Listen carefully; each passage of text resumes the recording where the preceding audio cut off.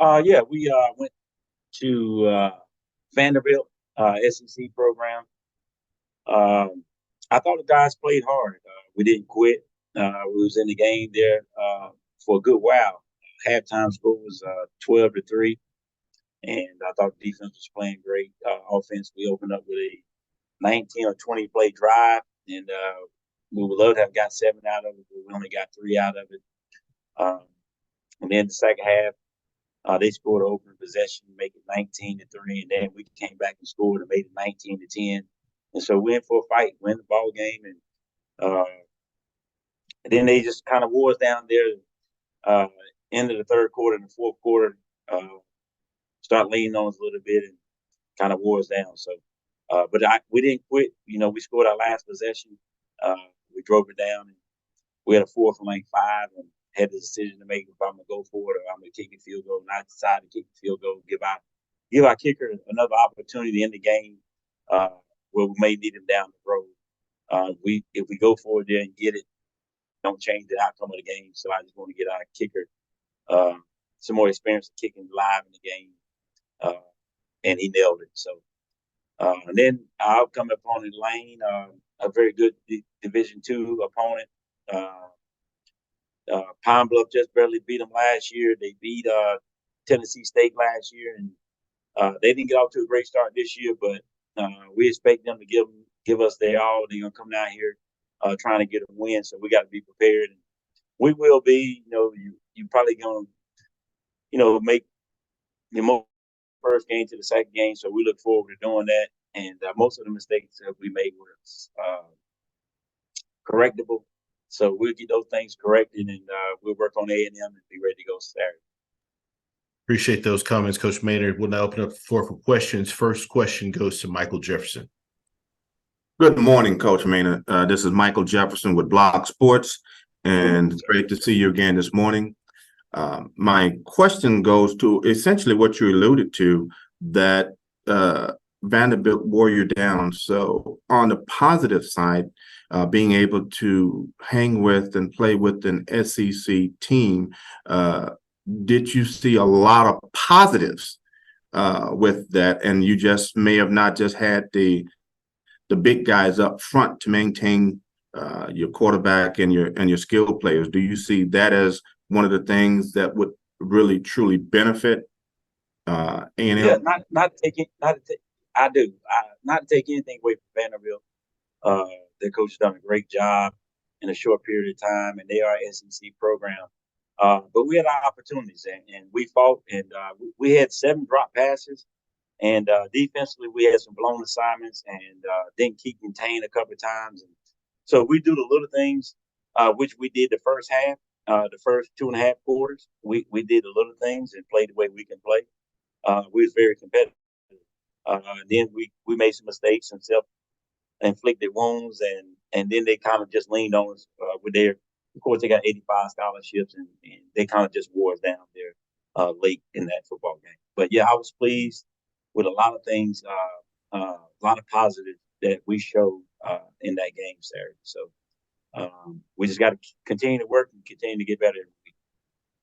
Yes, sir. Thank you very much. Thank you. Next question goes to James Hill. Hey, good morning, Coach. I hope you and everybody at A&M are well. Talk about Xavier Langford, 11 of 22 for 105 and 1. You obviously, the quarterback position, but when you look at what he's doing, what are you seeing so far? Well, he's playing well. He understands the offense, and he can get us in and out of the best plays. It's just consistency with Xavier Langford.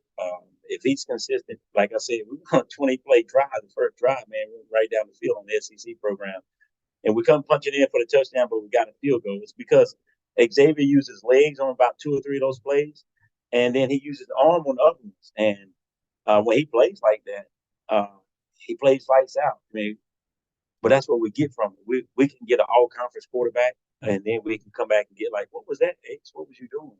I mean, so we just got to get him to be more consistent. If he plays consistent, we have a chance to win every game that we play. Coach Maynor, when you look at your first quarter and the third quarter, very competitive. You were right there. Just talk about the takeaways and then moving into Lane College. Yeah, we was right there. Like I said, we drove the ball down. We stopped them. We scored. We did have a block punt, but the punter took 5 steps, and that was his first punt. And I think he thought we were still in practice, and he was taking his time reading the labels, and they blocked it and got 2 points out of it. But the guys competed. The guys completed. The O-line blocked well, and the running backs ran hard. The defensive guys gave great effort, ran to the football. We was right there. We was right there. But at the end of the day, we didn't do it long enough, and that's what happens. Thank you, sir. Have a great week. Yes, sir. You too. Next question goes to Mason Smith. Good morning, Coach. Man, I hope you're doing well. Kind of similar to the last question about Xavier Langford's performance. I know you plan to play 2 quarterbacks against Vanderbilt. Would you say that Langford kind of has the edge in terms of being the full-time starter for the rest of the year? Yeah. Well, we're gonna start Xavier again. He didn't do anything to lose the starting job, and Quad, Mr. Brown, didn't do anything to take the starting job. So Xavier will probably start again this week, and we may see Quad, we may not. Depends on how Xavier plays. But Xavier didn't do anything to give it away. Quad didn't do anything to take it. That's what we're looking for. We're looking for somebody to step forward and take control of the position. And X played well. He played well. He played well enough for us to stay in the game and compete as long as we did. Thank you, Coach. You're welcome. Next question goes to Mo Carter. Hey, Coach, what are some of the things that you saw from Lane on the film against Miles that may stand out to you that you and your staff are going to have to really crunch down on for this week? Well, they do a lot of good things, Mo, in the run game and the pass game, and offensively. But we're going to focus on A&M. We got to get our act cleaned up. We got to take care of business up front. Our receivers, we got to hold on to the ball. Quarterbacks got to make a little bit better decisions. Defensively, we got to do our job, play the defense call a little bit better. And we'll be fine, no matter if it's Lane, Southern, or Grambling, or Jackson, or whoever it is. It don't matter. We got to take care of A&M, and that's what we're going to focus on this week. And, Coach, the home opener is on Saturday, Louis Cruz Classic. You've played under some great coaches, coached with some great men, and now this game will represent and signify the legacy of one of the great coaches in Alabama A&M's history. Can you kind of talk about the fact of playing the opportunity of playing in the Louis Cruz Classic and what it stands for? Yeah, it's a great classic. Coach Cruz, the all-time winningest coach here. Coach here for 15 seasons, did a tremendous job, and he loved his job. He loved the players, and it's a great honor. He was a trailblazer, and I get to come behind him and coach after him, and he set the table. And actually, we're doing a lot this year to bring it back to more like a classic, the Louis Cruz Classic, and we're doing a lot of things to bring some ex-players back to play for him. We have a coach's breakfast Thursday morning where they can come and sit down and talk to me and ask me questions, and I'll be the guest speaker. So we're doing a lot of things. We're gonna bring those guys back at the Bulldog Walk. If they can walk with us. If they can't, they're gonna stay at the end until we get there. So we're involving those guys that played with Coach Cruz or coach with him, and so it's a big deal for us. It's a big deal. He's done a tremendous job, and it's an honor for me to coach here and to be coaching in Louis Cruz Classic. All right, thanks, Coach. See you at the breakfast this week. Yes, sir, Mo.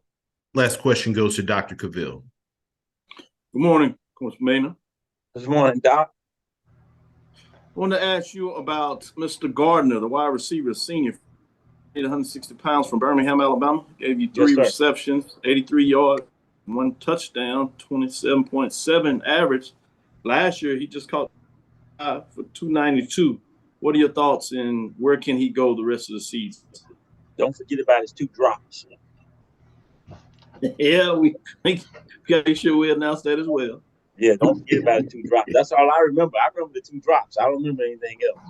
But no, he's a great kid. He has a lot of speed, a lot of heart. He plays hard, and we was fortunate to be able to get him back for another year, and he stepped it up so far.